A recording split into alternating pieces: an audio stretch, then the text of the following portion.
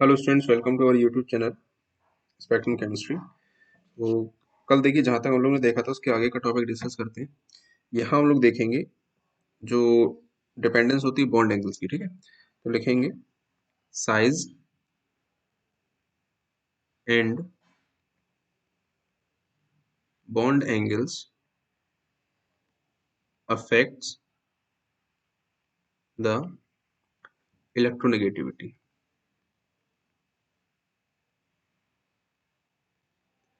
यानी कि जो इलेक्ट्रोनेगेटिविटी होती है उसको आप ऐसे कह सकते हैं, जो भी इलेक्ट्रोनेगेटिविटी है इसके ऊपर साइज और एक मिनट हेडिंग आपकी थोड़ी सी चेंज हो गई है। साइज ओके, यहाँ बॉन्ड एंगल्स, इसको हटाइए। साइज और बॉन्ड एंगल्स जो है वो इलेक्ट्रोनेगेटिविटी को अफेक्ट करते हैं। Size and electronegativity affects the bond angle. ये दोनों ही चीजें, साइज की अगर हम बात करें या फिर इलेक्ट्रोनेगेटिविटी बात करें, ये दोनों ही कहीं ना कहीं बॉन्ड एंगल्स को अफेक्ट करते हैं। किस तरीके से देखें, सबसे पहले हम लोग देखते हैं साइज का रिलेशन। ठीक है, तो साइज के रिस्पेक्ट में अगर हम बात करेंगे तो साइज दो चीजों का हो सकता है, एक सेंट्रल एटम जिसके साथ बॉन्ड बना हुआ है और एक नेबरिंग एटम या फिर सराउंडिंग एटम्स बोल सकते हैं। तो अगर हम सेंट्रल एटम के रिस्पेक्ट में बात करें, with respect to central atom, तो सेंट्रल एटम के अकॉर्डिंग क्या होता है, जो साइज होता है ना, ये इनवर्सली प्रोपोर्शनल होता है बॉन्ड एंगल की। यानी कि जितना छोटा साइज होगा सेंट्रल एटम का उतना ही ज्यादा एंगल होगा बॉन्ड एंगल। ठीक है, और यही अगर हम, ये तो हमारा फर्स्ट पॉइंट था अगर हम सेंट्रल एटम की बात करें। सेकंड, अगर हम सराउंडिंग एटम्स को देखें, सराउंडिंग एटम, सराउंडिंग एटम में जो साइज होता है, सराउंडिंग एटम की साइज की बात हो रही है, इसका डायरेक्ट रिलेशन होता है बॉन्ड एंगल के साथ। ठीक है, मान लीजिए इसी से रिलेटेड एक एग्जाम्पल को करते हैं। एक एग्जाम्पल आपको दे रखा है, ये रखा है ओ एच और एच, दे रखा है ओ सी एल और सी एल। यहाँ पर मान लीजिए एंगल बना है थीटा 1 और यहाँ पर एंगल दे रखा है थीटा 2। तो अगर हम यहाँ पर देखें, जो सेंट्रल एटम है वो तो ऑक्सीजन है, यानी कि उसकी बेसिस पर तो आंसर नहीं दिया जा सकता। तो जहां पर डिस्टिंग्विश होता है उसी के बेसिस पर हम लोग आंसर देंगे। ये हमारे पास हाइड्रोजन है, ये क्लोरीन है। आपको पता है जो साइज है क्लोरीन का, size of chlorine is greater than size of hydrogen. अगर क्लोरीन का साइज ज्यादा है, इसका मतलब जो रिलेशन हम लोगों ने पहले देखा था, size of surrounding atoms, surrounding atom का साइज जितना ही ज्यादा होगा उतना ही ज्यादा क्या होगा, बॉन्ड एंगल होगा। तो यहाँ से आप ये कह सकते हैं, जो बॉन्ड एंगल होगा, यानी कि कौन से बॉन्ड एंगल की बात हो रही है, थीटा 2, तो theta 2 is greater than theta 1। ये हमारा इसका एप्लीकेशन पार्ट रहेगा। ठीक है, ठीक इसी तरीके से हम लोग समझ सकते हैं इलेक्ट्रोनेगेटिविटी में। तो यहाँ हेडिंग लिखेंगे, सेकंड पॉइंट हमारे पास है इलेक्ट्रोनेगेटिविटी। इलेक्ट्रोनेगेटिविटी, ठीक है। अब इलेक्ट्रोनेगेटिविटी के बेसिस पर देखेंगे, ये भी दो चीजों पर डिपेंड करेगी। सबसे पहली चीज आती है सेंट्रल एटम, ये किस तरीके से सेंट्रल एटम की इलेक्ट्रोनेगेटिव पर डिपेंड करेगा। तो ये डिपेंड करेगा electronegativity of central atom directly proportional to bond angle. जितना ज्यादा इलेक्ट्रोनेगेटिविटी होगी सेंट्रल एटम की, उतना ही ज्यादा बॉन्ड एंगल होगा, है ना। और सेकंड हमारे पास आता है सराउंडिंग्स, इसको लिखेंगे सराउंडिंग एटम्स। तो जो इलेक्ट्रोनेगेटिविटी सराउंडिंग एटम्स के अकॉर्डिंग देखेंगे तो ये इनवर्सली प्रोपोर्शनल होगी। तो ये रिलेशन प्रीवियस रिलेशन के हिसाब से पूरा अपोजिट है। देखो यहाँ पर, कहाँ ये रिलेशन, हाँ ये रखा। यहाँ देखो, सेंट्रल एटम में साइज जो है बॉन्ड एंगल का इनवर्सली प्रोपोर्शनल था, जबकि यहाँ पर देखेंगे जो इलेक्ट्रोनेगेटिविटी है वो डायरेक्टली प्रोपोर्शनल है। ठीक है, इसके बेसिस पर देखिए कुछ एग्जांपल्स, जैसे मान लीजिए हमारे पास एक एग्जांपल दे रखा है NH3 और दे रखा है ये फॉस्फीन। ठीक है, PS3। अब हमें पता है सेंट्रल एटम का जो साइज, या फिर हम इस चीज को आंसर किसकी बेसिस पर देंगे। यहाँ देखिए नाइट्रोजन लिखा है, नाइट्रोजन की इलेक्ट्रोनेगेटिविटी ज्यादा है। तो अगर इलेक्ट्रोनेगेटिविटी ज्यादा है तो यहाँ पर कोई भी एंगल, मान लीजिए थीटा 1 है, यहाँ पर मान लो थीटा 2 है। तो अगर इसकी इलेक्ट्रॉन डेंसिटी इलेक्ट्रोनेगेटिविटी नाइट्रोजन की ज्यादा है, तो ये क्या करेगा, इलेक्ट्रॉन डेंसिटी को अपनी तरफ पुल करेगा। तो अगर इलेक्ट्रॉन डेंसिटी को अपनी तरफ पुल करेगा तो यहाँ इन बॉन्ड्स के बीच में जो इलेक्ट्रॉन्स की डेंसिटी वो ज्यादा हो जाएगी, जिसकी वजह से उनके बीच में रिपल्सन बढ़ जाएगा। तो हम ये कह सकते हैं theta 1 is greater than theta 2। ठीक है, इसी के बेसिस पर आप एक और एग्जांपल समझ सकते हैं। जैसे मान लीजिए हमने लिखा NH3 और दूसरा लिखा NH3। ठीक है, अब इसमें वही कंसेप्ट इस्तेमाल होगा, यहाँ पर नाइट्रोजन की जो, या फिर आप इसको ऐसा भी जैसा मैं बता रहा हूँ वैसे भी समझ सकते हैं नाइट्रोजन के हिसाब से। या फिर आप यहाँ देखिए हाइड्रोजन देखिए और यहाँ देखिए फ्लोरीन। हाइड्रोजन और फ्लोरीन के हिसाब से अगर हम कंपेयर कराएंगे तो फ्लोरीन की इलेक्ट्रोनेगेटिविटी क्या है, ज्यादा है। यहाँ पे लिखेंगे क्यों, फ्लोरीन की इलेक्ट्रोनेगेटिविटी क्या है, ज्यादा। Since the electronegativity of fluorine is greater than hydrogen, तो हम ये कह सकते हैं पीसी रिलेशन देखिए क्या दे रखा था, सराउंडिंग एटम्स की जो भी इलेक्ट्रोनेगेटिविटी होगी बॉन्ड एंगल के इनवर्सली प्रोपोर्शनल होगी। तो उस बेसिस पर हम ये कह सकते हैं अगर यहाँ पर एंगल थीटा 1 बन रहा है और यहाँ पर एंगल थीटा 2 बन रहा है तो निश्चित रूप से जो थीटा 1 होगा ये थीटा 2 से ग्रेटर देन होगा। ये तो इस क्वेश्चन को समझने का एक लॉजिक होगी कि हम लोग इस तरीके से समझ सकते हैं। दूसरा लॉजिक आपका ये होगा, ये फर्स्ट मेथड हो गया। सेकंड मेथड हम लोग इस तरीके से देख सकते हैं कि हमें पता है नाइट्रोजन ज्यादा इलेक्ट्रोनेगेटिव होता है किसके कंपैरिजन में, एज कम्पेयर टू हाइड्रोजन, तो ये इलेक्ट्रॉन डेंसिटी को अपनी तरफ पुल करेगा। जबकि अगर हम NF3 की बात करें तो यहाँ फ्लोरीन ज्यादा इलेक्ट्रोनेगेटिव होता है, तो यहाँ इलेक्ट्रॉन डेंसिटी इस तरीके से पुल होगी। ठीक है, तो यहाँ पर क्योंकि इलेक्ट्रॉन डेंसिटी नीचे आ रही है तो बॉन्ड्स के बीच में जो भी इलेक्ट्रॉन डेंसिटी वो कम है, जबकि यहाँ NH3 में बॉन्ड्स के बीच में इलेक्ट्रॉन डेंसिटी ज्यादा है। तो जहां पर ज्यादा इलेक्ट्रॉन डेंसिटी होगी वहां पर रिपल्सन ज्यादा होना ही होना है, तो उसके बेसिस पर जो थीटा 1 है वो ज्यादा होगा किसके अकॉर्डिंग, थीटा 2 के। आई होप आपको यहाँ तक ये चीजें समझ में आई होगी। इसके बाद देखिए नेक्स्ट एग्जाम्पल हम लोग देखते हैं। मान लीजिए कि एग्जाम्पल आपको ये दे रखा है Cl, ये F, ये F, यहाँ पर F, और ये दो लोन पेयर्स आपको दे रखे हैं ना। इस तरीके से नेक्स्ट आपके पास दे रखा है Cl, F, F, ये F, ये दो लोन पेयर इधर दे रखे हैं। और नेक्स्ट एग्जाम्पल हमारे पास दे रखा है Cl, ये F, एक लोन पेयर आपका इधर दे रखा है, एक इधर दे रखा है, यहाँ पर F और यहाँ पर F।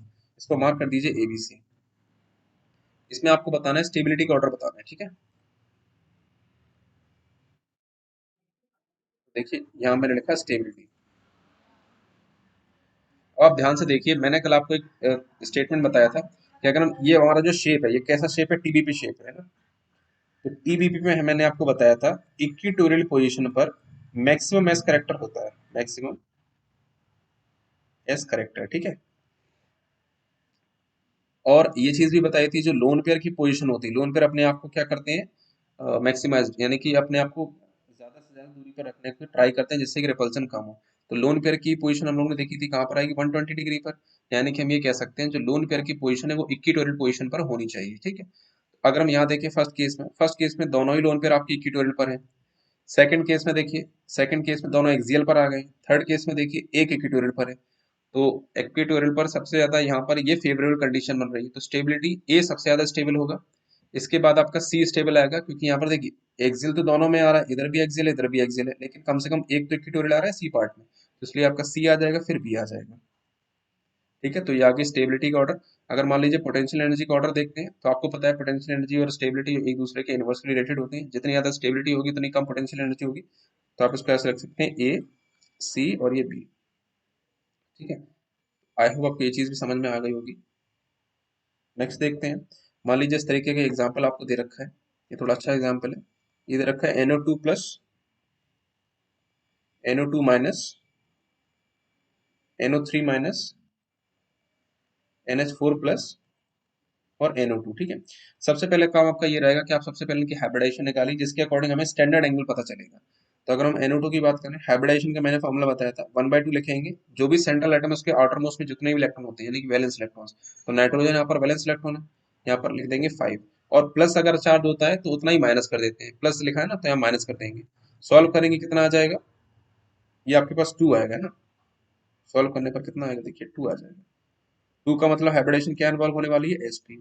यहाँ देखिए कैसे निकालेंगे, 1/2, 5 प्लस 1 कितना हो गया, 6/2 3, यानी कि कितना आना चाहिए, sp2। यहाँ देखिए कितना आएगा, 1/2, 5 प्लस 1 6, 3 आ जाएगा, ये भी sp2। और यहाँ देखेंगे 1/2, सबसे पहले मोनो एटॉमिक स्पीसीज की ये 5 लिखेंगे, प्लस 4 लिखेंगे, माइनस 1 लिखेंगे, तो कितना आ जाएगा 4, यानी कि sp3 आ रहा है। और यहाँ आप देखेंगे NO2 कितना आएगा, 1/2 5। ठीक है, अब देखिए यहाँ पर कुछ और चीजें तो है नहीं, इस पर डिवाइड करेंगे 2.5 आएगा। 2.5 का मतलब क्या है, कहीं ना कहीं partial double bond character involve हो रहा है इसमें। तो अगर हम एसपी की बात करें तो एसपी के हिसाब से तो आप इसको ऐसा ड्रॉ कर सकते हैं, एन बनाया, double bond O, double bond O, यहाँ पॉजिटिव चार्ज आया, ये एंगल कितना है, 180 डिग्री। ठीक है, NO2 की बात करें तो NO2 ऐसा बनेगा आपके पास, ये नाइट्रोजन है, एक डबल बॉन्ड बनेगा, एक सिंगल बॉन्ड बनेगा, यहाँ ये आ जाएगा, और ऊपर तो कोई चार्ज है नहीं, लोन पेयर आपकी दे रखी है, तो ये वाला कुछ ना कुछ एंगल होगा। वैसे तो आइडियली एंगल आपके पास 120 होना चाहिए, बट यहाँ पर आइडियली होगा नहीं, है ना। तो पहले इस स्ट्रक्चर को ही बना लेते हैं, NO3। तो ये हमारे पास कुछ इस तरीके से बनेगा, double bond O, O minus, O minus. ठीक है, और यहाँ आ जाएगा प्लस नाइट्रोजन पर। और sp3 हमें पता है, sp3 आपका क्या बनेगा, ये इस तरीके से बनेगा, H, ये H, एक आपके पास वेज पोजीशन पर बनेगा H और एक डैश पोजीशन पर बनेगा H। यहाँ आ जाएगा प्लस, ये हो जाएगा H। और NO2 की बात करें तो आपके पास ये N आ गया, डबल बॉन्ड O, इस तरीके से कोऑर्डिनेट बॉन्ड, और ये आपके पास एक रेडिकल टाइप का बन जाएगा, ठीक है। तो आप अगर यहाँ पर ध्यान से देखें, सबसे ज्यादा एंगल किसका है, बॉन्ड एंगल की अगर मैं बात करूँ, बॉन्ड एंगल सबसे ज्यादा एंगल 180 डिग्री है, तो सबसे बड़ा एंगल तो हो जाएगा इसका। इसको अगर हम, चलो NO2 लिख देते हैं, NO2 प्लस का एंगल सबसे ज्यादा होगा, ठीक है। अब हम बात करते हैं इन दोनों स्पीसीज में, यहाँ पर एंगल उससे ज्यादा होने वाला है क्योंकि sp2 दे रखा है। तो sp2 में दोनों में कंपेयर कैसे किया जाएगा, देखिए यहाँ अगर हम ध्यान से देखें इस वाले मॉलिक्यूल में NO2 माइनस में, तो यहाँ पर लोन पेयर, या फिर आप ऐसे देख सकते हैं लोन पेयर उसका रिपल्सन है, तो ये एंगल वाला 120 से कम होगा। जबकि यहाँ देखेंगे बॉन्ड पेयर उसका रिपल्सन है, हमें पता है लोन पेयर का रिपल्सन ज्यादा होता है, इसका मतलब ये वाला एंगल थोड़ा सा कम होगा, ठीक है। आप लिख सकते हैं इसके बाद क्या आ जाएगा, NO2 आ जाएगा, फिर NO3 आ जाएगा, ठीक है। इसके बाद देखिए NO3 आ जाने के बाद NO3 माइनस है, ठीक है। NH4 का आपको एंगल पता है 109 होता है, तो यहाँ पर कहीं आ जाएगा NH4 प्लस, NH4 प्लस, और इसके बाद आपका लास्ट आ जाएगा, एक मिनट, यहाँ पर देखिए एंगल जो आपका बन रहा है ना 120 डिग्री बन रहा है। अच्छा हाँ, ये भी तो 120 डिग्री वाला है ना, तो इसको आप यहाँ से रब करेंगे ये चीज। तो पहले आपका NO2 प्लस आ गया, फिर NO2 आ जाएगा, फिर NO3 माइनस, फिर NO2 माइनस, फिर NH4 प्लस, ठीक है। तो ये हमारे पास बॉन्ड एंगल का ऑर्डर रहेगा। आई होप आपको यहाँ तक चीजें क्लियर हुई होंगी। इसके बाद देखते हैं हम लोग, हेडिंग लिखेंगे यहाँ पर, ठीक है। हेडिंग आप लिखेंगे driving force of back bonding. आपको ये देखना है कि बैक बॉन्डिंग अगर होती है तो उसका ड्राइविंग फोर्स क्या है, यानी कौन कौन से ऐसे पॉइंट्स हैं जिसके बेसिस पर हम ये कह सकते हैं कहाँ पर बैक बॉन्डिंग होगी या कहाँ पर नहीं होगी। तो सबसे पहले तो हम देखते हैं यहाँ पर completion of octet. Completion of octet, कहीं पर भी किसी मॉलिक्यूल में अगर ऑक्टेट कंप्लीट हो रही होगी तो उस केस में बाई बैक बॉन्डिंग जरूर होगी, ठीक है। और सेकंड पॉइंट आपके पास है delocalisation of charge. Delocalisation of charge, अगर चार्ज का डीलोकलाइजेशन होना होगा तो वहां पर भी बैक बॉन्डिंग होगी। कभी कभी ऐसा हो जाता होता है कि जो चार्ज किसी एक एटम पर स्टेबलाइज नहीं है, लेकिन अगर वो दूसरे को चार्ज ट्रांसफर कर देता है, जिससे कि इलेक्ट्रोनेगेटिव स्पीसीज पर अगर चार्ज आ जाएगा तो वो स्टेबलाइज कर लेगा। तो ये दोनों की दोनों कंडीशन ऐसी होती है जो सिस्टम को स्टेबलाइज करती है, इसलिए बैक बॉन्डिंग यहाँ पर हो जाती है, ठीक है। और कंडीशन की अगर हम बात करेंगे बैक बॉन्डिंग कहाँ पर आप लिखेंगे, ये तो हमारे पास पॉइंट आएगा ड्राइविंग फोर्स क्या है, लेकिन आप लिखेंगे कंडीशन की कौन कौन सी कंडीशन ऐसी जिसमें बैक बॉन्डिंग होने के चांसेस रहते हैं।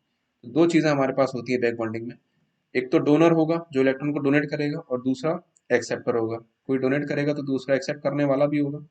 तो थर्ड पॉइंट है जो मेन पॉइंट इन दोनों को मिला के, आइदर डोनर और एक्सेप्टर, डोनर या फिर एक्सेप्टर में से कोई भी एक सेकंड पीरियड का जर्नल होना चाहिए, ठीक है। Must be from second period, ठीक है। डोनर या फिर एक्सेप्टर में से कोई भी एक सेकंड पीरियड का जरूर होना चाहिए, ठीक है। और अब हम बात करेंगे कि क्या क्या फैक्टर्स हैं जो डिपेंड करते हैं, फैक्टर्स अफेक्टिंग बैक बॉन्डिंग। कौन कौन से ऐसे फैक्टर हैं जो बैक बॉन्डिंग को अफेक्ट कर सकते हैं। तो यहाँ पर आप देखेंगे, ये मैंने लिखा बैक बॉन्डिंग, मैं शॉर्ट में लिख देता हूँ बैक बॉन्डिंग। ये डिपेंड करता है आपका इनवर्सली प्रोपोर्शनल होता है साइज डिफरेंस पर, जितना ज्यादा साइज का डिफरेंस होगा उतनी ही कम बैक बॉन्डिंग होगी। इनवर्स रिलेशन आ जाएगा इलेक्ट्रोनेगेटिविटी डिफरेंस, और इनवर्सली प्रोपोर्शनल हो जाएगा होमोलूमो गैप। तो जिस क्वेश्चन में जो भी कंडीशन इनमें से एक मिनट, तो जिस क्वेश्चन में इनमें से जो भी कंडीशन फॉलो होगी उसके बेसिस पर हम लोग अपना आंसर जज कर सकते हैं। जैसे मान लीजिए हमने क्वेश्चन लिखा, हमें यहाँ बतानी है ऑर्डर ऑफ एसिडिटी, है ना। एसिडिटी का मतलब क्या होता है, लुईस एसिड के कंसेप्ट के हिसाब से जितने भी इलेक्ट्रॉन डेफिशिएंट स्पीसीज होती हैं, एसिडिटी का मतलब इलेक्ट्रॉन डेफिशिएंट स्पीसीज, यानी कि जिन पर इलेक्ट्रॉन की कमी होती है वो एसिडिक एसिडिटी या फिर एसिडिक बिहेवियर शो करते हैं। जैसे कि मैंने यहाँ पर लिखा BF3, BCl3, BBr3, BI3, इसको नाम दे देते हैं ए, ये है बी, ये है सी और ये है डी। इनमें अगर हम ध्यान से देखेंगे यहाँ पर तो बी एटम इन्वॉल्व है, सेंट्रल एटम, तो बी के बेसिस पर तो जज नहीं किया जा सकता। बाकी बचा कौन सा, एफ है, यहाँ पर सी एल है, यहाँ पर बी आर है, यहाँ पर आई है। अब देखिए यहाँ अगर हम कंपेयर कराएंगे तो देखिए डोनेट करने वाला यहाँ पर कौन होगा, एफ होगा, क्योंकि एफ के पास ये सभी के सभी एलोजेंस हैं आपके, F C L B R I, तो उनके पास लोन पेयर्स होते हैं एक्स्ट्रा, तो ये डोनेट कर सकते हैं, ठीक है। तो डोनेट करेंगे कब, अब यहाँ पर देखिए जो ओवरलैप है ये सबसे ज्यादा अच्छा हो रहा है, ठीक है। यहाँ पर हम इलेक्ट्रोनेगेटिविटी नहीं देखेंगे, यहाँ पर ये देखेंगे बैक बॉन्डिंग कहाँ पर अच्छी हो सकती है।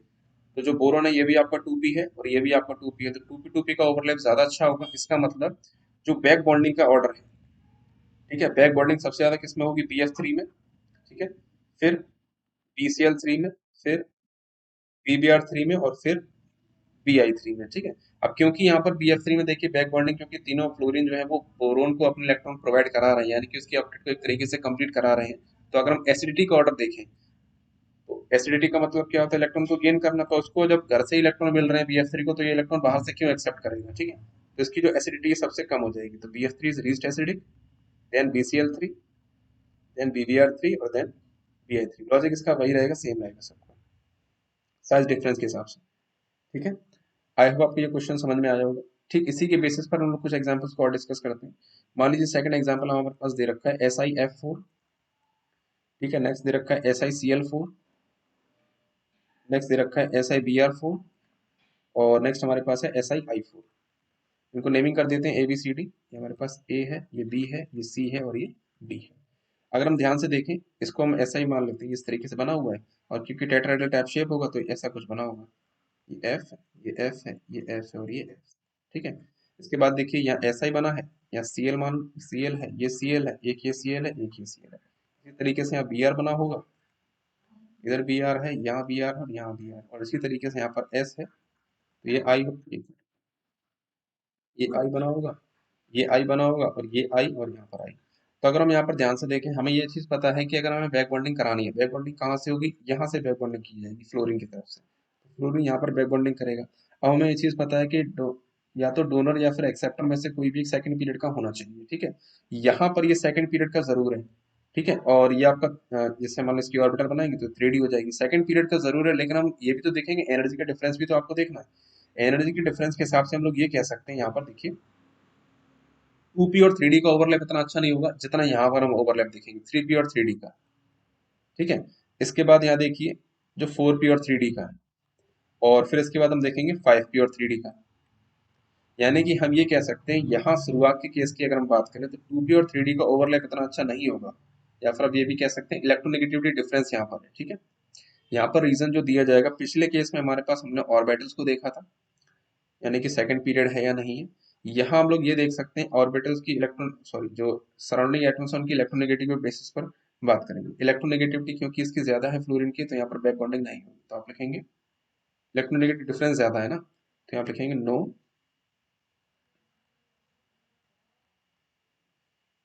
नो बैक बॉन्डिंग, क्योंकि रीजन क्या आ जाएगा, लार्ज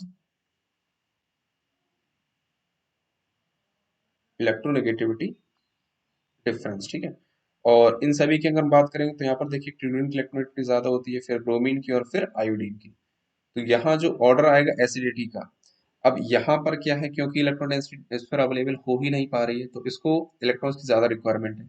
एसिडिटी का जो ऑर्डर है वो हो जाएगा SiF4, SiCl4, SiBr4, और SiI4, ठीक है। तो ये हमारे पास ऑर्डर निकल के आ जाएगा। ठीक इसी तरीके से एक और एग्जांपल देखते हैं, हमारे पास एक एग्जांपल जैसे कि दे रखा है CH3OH, यहाँ दे रखा है SiH3OH।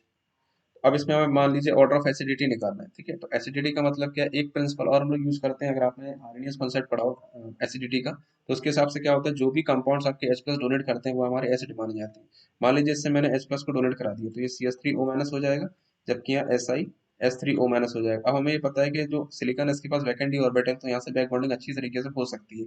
तो क्योंकि अच्छी तरीके से हो जाएगी, यानी कि ये जो कॉन्जुगेट बेस हमने बनाया है SiS3O-, ये कॉन्जुगेट बेस ज्यादा स्टेबल होगा। तो अगर ये कॉन्जुगेट बेस स्टेबल है तो उसका मतलब जो एसिड है, इसको अगर हम ए और बी मार्क कर दें, तो हम ये कहेंगे जो एसिडिटी का ऑर्डर है वो बी ग्रेटर देन ए होगा, ठीक है। ये हमारे पास किसका ऑर्डर आ जाएगा, एसिडिटी। वो इसलिए हो रहा है क्योंकि कॉन्जुगेट बेस जो है वो स्टेबलाइज हो रहा है ड्यू टू बैक बॉन्डिंग। ठीक इसी तरीके जैसा कि अभी हम लोगों ने पढ़ा ऑर्डर ऑफ एसिडिटी, इसी तरीके से हमारे पास होता है ऑर्डर ऑफ बेसिसिटी, ठीक है। बेसिसिटी का ऑर्डर हमारे पास होता है, जैसे मान लीजिए तीन स्पीसीज आपको दे रखी है, एक मैंने ये बनाया O, ये लिखा है SiH3, SiH3, ठीक है, यहाँ पर लोन पेयर प्रेजेंट है। और एक बना हुआ है वो SiF3, SiF3, और ये हमारे पास बना है CH3 और CH3। तो अगर हम बेसिसिटी की बात करें, देखिए बेसिसिटी का मतलब क्या होता है, डोनर एबिलिटी, ठीक है। इसमें से कौन ज्यादा अपने इलेक्ट्रॉन को डोनेट कर सकता है। इलेक्ट्रॉन का डोनेशन तब ज्यादा आसान होगा जब बैक बॉन्डिंग नहीं होगी, क्योंकि अगर बैक बॉन्डिंग नहीं होगी तो सेंट्रल एटम पर इलेक्ट्रॉन डेंसिटी अवेलेबल रहेगी, जो इलेक्ट्रॉन डेंसिटी को वो डोनेट कर सकता है। तो अगर हम इसकी बात करें, देखिए इस स्पीसीज की सी की बात करें, एबीसी इसको नाम दे दीजिए। अगर हम सी स्पीसीज की बात करें, क्योंकि यहाँ पर कार्बन के पास कोई भी मैकेनिज्म नहीं है जिसकी वजह से वो ऑक्सीजन से इलेक्ट्रॉन डेंसिटी को एक्सेप्ट कर पाए, तो इसका जो एसिडिक नेचर है वो सबसे ज्यादा होगा, ठीक है। इसका एसिडिक नेचर सबसे ज्यादा होगा। इसके बाद देखिए, इसके बाद हम बात करते हैं, अब हमें इन दोनों में कंपेयर कराना है। आपको देखिए यहाँ पर सिलिकॉन दे रखा है, यहाँ पर भी सिलिकॉन है और यहाँ पर भी सिलिकॉन है, तो बैक बॉन्डिंग तो पॉसिबल होगी। अब यहाँ देखिए फ्लोरीन लगा हुआ है, इलेक्ट्रोनेगेटिव ग्रुप है, इलेक्ट्रॉन विड्रॉइंग नेचर का है, और यहाँ पर हाइड्रोजन लगा हुआ है। अब फ्लोरीन के हाइड्रोजन और फ्लोरीन में कंपेयर कराएंगे तो फ्लोरीन का इलेक्ट्रोनेगेटिव जो बिहेवियर है वो ज्यादा है, इसकी वजह से यहाँ पर जो इलेक्ट्रॉन डेंसिटी सिलिकॉन में आने वाली है वो सबसे ज्यादा होगी। तो अगर सबसे ज्यादा इलेक्ट्रॉन डेंसिटी आएगी तो ये डोनेट नहीं कर पाएगा, इसका मतलब सी है, फिर ए आएगा, फिर बी आएगा। बी बिल्कुल भी इलेक्ट्रॉन डेंसिटी डोनेट नहीं कर पाएगा। तो आई होप आपको ये क्वेश्चन भी समझ में आ गया होगा। इसके बाद देखिए, इसके बाद देखते हैं, जैसे कि मान लीजिए एक और आपके पास क्वेश्चन दे रखा है इस तरीके से, जैसे दे रखा है बी, इसके साथ लगा है CH2, यहाँ पर 3 अल्काइल ग्रुप अटैच्ड है, और एक लगा हुआ है नाइट्रोजन, इसके पास लगे 3 अल्काइल ग्रुप, और ये लगा है CH2, यहाँ पर लगा है पॉजिटिव चार्ज, और ये इसके पास माइनस लगा है, यहाँ पर भी लगा है पॉजिटिव चार्ज, यहाँ पर माइनस लगा है। अगर हम इन दोनों को ध्यान से देखें तो यहाँ पर देखिए, ये है 2p का, ये भी है 2p का, जबकि यहाँ पर 2p है, ये 3p है। 2p का ओवरलैप ज्यादा अच्छा होगा, डायरेक्शनल बिहेवियर होता है, तो क्योंकि 2p का ओवरलैप ज्यादा अच्छा होगा तो ये यहाँ से यहाँ पर बैक बॉन्डिंग अच्छी हो जाएगी। जब ये बैक बॉन्डिंग अच्छी होगी तो नाइट्रोजन के पास इलेक्ट्रॉन डेंसिटी ज्यादा बन जाएगी, तो हम ये कह सकते हैं बेसिसिटी का जो भी ऑर्डर है बी ज्यादा बेसिक होगा एज कम्पेयर टू ए, ठीक। इसके बाद देखिए एक पार्ट और देखते हैं, जैसे मान लीजिए हमारे पास एक क्वेश्चन दे रखा है, इसको मान लीजिए ए, एक BF3 दे रखा है, CF3 प्लस दे रखा है, इनकी हाइब्रिडाइजेशन निकालेंगे तो सभी की बराबर ही आएगी। और नेक्स्ट हमारे पास दे रखा है NF3 2 प्लस, ये आइसोइलेक्ट्रॉनिक स्पीशीज है, हाइब्रिडेशन तो आई थिंक बराबर BF3 के आप देखेंगे तो कितना हो जाएगा, 1 2 3 sp2 हो जाएगा, 1 2 3 sp2, ये 1 2 3 sp2, हाँ ये सभी सभी बराबर हाइब्रिडाइज्ड है। तो अगर यहाँ पर किसके बेसिस पर आप बताएंगे, यहाँ देखिए दोनों की अगर हम बात करें तो ये भी 2p है, ये भी 2p है, कार्बन भी 2p है, फ्लोरीन भी 2p है, नाइट्रोजन भी 2p है, फ्लोरीन भी 2p है। तो 2p के बेसिस पर, ओवरलैप के बेसिस पर तो जज नहीं कर सकते, तो क्या प्रॉपर्टी इसके बाद बचेगी, हम लोग एनर्जी के बेसिस पर बात करेंगे, ठीक है। तो जैसा कि हमें पता है बोरोन यहाँ पर आ जाएगा। अब देखिए नाइट्रोजन तो वैसे ही इलेक्ट्रोनेगेटिव होता है, अब इसके ऊपर आपने चार्ज और लगा दी +2, तो उसकी इलेक्ट्रोनेगेटिविटी और एनहेंस हो जाएगी, बढ़ जाएगी। तो यहाँ पर तो आ जाएगा बोरोन, यहाँ आएगा C+, ये इलेक्ट्रोनेगेटिव बेसिस पर मैंने एनर्जी को प्लॉट किया है, और ये आ जाएगा नाइट्रोजन +2। और यहाँ जो मैंने एनर्जी बनाई है किसकी है, फ्लोरीन की एनर्जी है। तो फ्लोरीन के लिए इलेक्ट्रॉन को डोनेट करना नाइट्रोजन में ज्यादा आसान होगा, फिर आपका कार्बन में आसान होगा, और फिर बोरोन में आसान होगा। तो ये बैक बॉन्डिंग का ऑर्डर था, है ना। तो हम लोग ने ये देवी, तो इसके हिसाब से हम लोग ये कह सकते हैं जो बैक बॉन्डिंग होगी सबसे ज्यादा अच्छी किसमें होगी, NF3 2 पॉजिटिव में, फिर CF3 पॉजिटिव में, और फिर अच्छी होगी किसमें, BF3। इसका रीजन क्या था, रीजन मैंने आपको यहाँ पर बता दिया, इस तरीके से हम इसका आंसर करेंगे। ठीक इसी के अकॉर्डिंग एक क्वेश्चन और देखते हैं, जैसे मान लीजिए एक क्वेश्चन आपको दे रखा है F2B NH2 F2B OH F3B, ठीक है। अब इसमें हम लोग आंसर किसके बेसिस पर देखेंगे, इसको थोड़ा सा एक्सपेंड करेंगे। तो देखिए नाइट्रोजन के पास क्या होते हैं, लोन पेयर्स होते हैं, ऑक्सीजन के पास भी लोन पेयर्स होते हैं, ठीक है। और अब अगर हम यहाँ पर इलेक्ट्रोनेगेटिविटी बेसिस पर बात करें तो यहाँ देखिए ये भी 2p है, 2p है, इधर भी 2p है, इधर भी 2p है, इधर भी तो 2p है ही। तो यहाँ अगर आप ध्यान से देखेंगे तो इलेक्ट्रोनेगेटिविटी बेसिस पर बात कर सकते हैं। देखिए यहाँ पर 2 फ्लोरीन लगे हैं, यहाँ पर 2 फ्लोरीन लगे, एक्स्ट्रा क्या है, यहाँ पर नाइट्रोजन है, यहाँ पर ऑक्सीजन, और यहाँ पर एक फ्लोरीन एक्स्ट्रा आ रहा है। तो हमें कंपेरिजन कराना है उस एक्स्ट्रा फ्लोरीन के लिए। तो अगर हम इलेक्ट्रोनेगेटिविटी बात करेंगे, हमें पता है फ्लोरीन की एक्टिविटी ज़्यादा होती है, फिर ऑक्सीजन की, फिर नाइट्रोजन की, क्योंकि सबसे ज़्यादा इलेक्ट्रोनेगेटिव यहाँ पर जो इलेक्ट्रॉन डेंसिटी है वो कम मिल पाएगी। ठीक है, तो अगर हम बैक बॉन्डिंग का ऑर्डर की बात करें, तो बैक बॉन्डिंग का ऑर्डर कहाँ पर ज़्यादा होगा? नाइट्रोजन फ्लोरीन इलेक्ट्रोनेगेटिविटी कम है। ठीक है, तो ये डोनेट आसानी से करेगा बाकी दोनों के कंपेरिजन में। उसको हम लोग लिख सकते हैं F2B NH2, ये आपका पहले आएगा बैक बॉन्डिंग में, फिर F2BOH और फिर आ जाएगा BF3। तो ये हमारा ऑर्डर रहेगा बैक बॉन्डिंग का। ठीक है, इसके बाद देखिए एक क्वेश्चन और देखते हैं। मान लीजिए हमारे पास एक क्वेश्चन दे रखा है, ClO4 minus, SiO4 minus, PO4 3 minus और SO4 2 माइनस। ठीक है, इन सभी के अगर हम इलेक्ट्रॉन निकालेंगे या फिर ऑक्सीडेशन स्टेट निकालेंगे, तो सभी की सभी आइसो आइसो मतलब सबकी जो ऑक्सीडेशन स्टेट है वो सेम आएगी। तो +7 और यहाँ अगर हम देखेंगे इसकी कितनी आएगी, ये 4 लिखा हुआ है ना, ये आपका आ जाएगा, ये +5 आ जाएगा, और ये SO4 2 माइनस लिखा है, यहाँ पर इसकी आ जाएगी +6 आ जाएगी। अब हमें ये चीज़ पता है कि ऑक्सीजन तो सभी के पास है, यहाँ पे 2p ऑर्बिटल तो इन्वॉल्व है, जबकि यहाँ हम देखेंगे यहाँ क्लोरीन है या सिलिकॉन है, फास्फोरस है, सल्फर है। ठीक है, तो ये 2p भी, ये आपके 3p वाले ही है सभी। तो जब 3p ऑर्बिटल यानी ओवरलैप के बेसिस पर तो जज नहीं किया जा सकता। अब जो जज करेंगे हम लोग किसके बेसिस पर? इलेक्ट्रोनेगेटिविटी या फिर एनर्जी के बेसिस पर। क्लोरीन आपको दे रखा है, क्लोरीन की इलेक्ट्रोनेगेटिविटी सबसे ज्यादा होती है, इस पर आपने प्लस चार्ज और लगा दिया तो उसकी इलेक्ट्रोनेगेटिविटी और बढ़ जाएगी। तो क्लोरीन +7 सबसे नीचे लाई करेगा। फिर इसके बाद क्या आने वाला है? इसके बाद देखिए हम लोग चार्ज के हिसाब से अरेंज कर सकते हैं। सल्फर आ जाएगा +6। ठीक है, इसके बाद यानी कि इसको हम लोग चार्ज के हिसाब से दिखा सकते हैं। चार्ज मतलब ऑक्सीडेशन स्टेट की मैं बात कर रहा हूँ यहाँ पर। ये आ जाएगा सिलिकॉन +4 और नीचे क्या है? ऑक्सीजन है। तो अब देखिए ऑक्सीजन के पास जो भी इलेक्ट्रॉन है यहाँ पर डालना ज्यादा आसान होगा इसके बेसिस पर। तो इसके बेसिस पर अगर हम पाई बैक बॉन्डिंग का ऑर्डर बनाएं, तो ऑर्डर आपके पास होगा ClO4 ज्यादा आसान होगा, फिर हमारे पास आ जाएगा SO4 2 माइनस, फिर आएगा PO4 3 माइनस और फिर आएगा SiO4 माइनस। ठीक है, इसके बाद हम लोग इसी तरीके का एक एग्जाम्पल और देख लेते हैं। तो मान लीजिए एग्जाम्पल हमें दे रखा है, मेटल कार्बन नहीं है आपके पास, MCO6 2 माइनस, एक दे रखा है MCO6 प्लस, ये हमारे पास है MCO6 माइनस, और एक दे रखा है MCO6। ठीक है, इसकी अगर हम बात करें तो यहाँ पर जो CO है, CO आपके पास, इसको आपको पता होगा ये पाई एक्सेप्टर नेचर का होता है, यानी कि पाई इलेक्ट्रॉन डेंसिटी को ये एक्सेप्ट करेगा। ठीक है, और एक्सेप्ट कहाँ पर करेगा? पाई स्टार में एक्सेप्ट करेगा। अब हम यहाँ बात करेंगे, तो देखिए मेटल पर जितना ज्यादा पॉजिटिव चार्ज आता चला जाता है, जितना ज्यादा मेटल पर पॉजिटिव चार्ज आएगा उतना ही वो नीचे लाई करेगा, यानी कि उसकी एनर्जी उतनी ही कम होगी। तो यहाँ पर आ जाएगा M+ पॉजिटिव वाला आ जाएगा, फिर ये नॉर्मल M आ जाएगा, फिर उसके बाद M- आ जाएगा और फिर M2- आ जाएगा। ठीक है, और यहाँ पर आपका क्या होगा?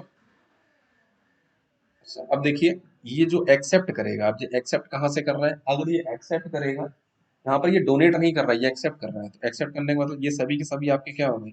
ये सभी के सभी हो जाएंगे होमो हो जाएंगे। ठीक है, एक्सेप्ट कहाँ पर कर रहा है? यहाँ पर कर रहा है, तो CO कहीं यहाँ पर लाई करेगा। इस लाइन को यहाँ से हटा देते हैं। पिछले वाले क्वेश्चन में अलग कॉन्सेप्ट था, यहाँ पर होमोलियो कॉन्सेप्ट हम लोग अप्लाई कर सकते हैं। तो उसके बेसिस पर आप देखेंगे सबसे ज्यादा इलेक्ट्रॉन का आसान डालने, किसका आसान होगा? ये M2- का। तो हम देखेंगे यहाँ पर जो ऑर्डर रहेगा पाई बैक बॉन्डिंग का, तो MCO6 2 माइनस, ये सबसे ज्यादा पाई बैक बॉन्डिंग करेगा। फिर इसके बाद MCO6 सिंगल माइनस, इसके बाद CO, और सबसे कम जो है वो करेगा जिस पर 2 पॉजिटिव चार्ज है, MCO6 या फिर एक पॉजिटिव चार्ज। ठीक है, तो यहाँ तक मैंने आपको जो भी एग्जांपल समझाया, होप आपको क्लियर हुए होंगे। बाकी के लिए आप कमेंट करके जरूर बता सकते हैं। तब तक के लिए मिलते हैं फिर नेक्स्ट वीडियो में। Okay then, good bye.